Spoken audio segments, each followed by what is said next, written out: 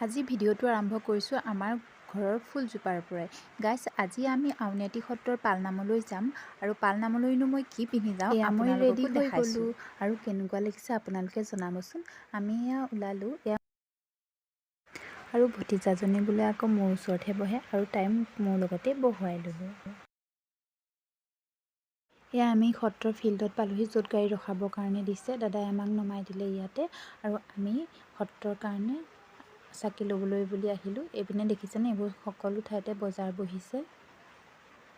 সঁচাকৈয়ে বহুত ধুনীয়া লাগিছে, দেখিছেনে। এতিয়া আমি চাকি জ্বলাবৰ কাৰণে চাকি লৈ ল'লোঁ সকলোৱে, লৈ এই নামঘৰৰ ভিতৰত সোমালোঁ আৰু তাত কিমান ভিৰ দেখিছেনে। সকলোৱে চাকি জ্বলাইছে, আমিও চাকি জ্বলাই লওঁ। ইয়াত ভক্তসকলৰ কাৰণে পায়স দিছে আৰু আমিও তাৰে নিৰ্মালি ল'লোঁ, লৈ সকলোৱে আহিবলৈ ল'লোঁ আৰু বজাৰ কৰিলোঁ অলপ। এয়া মা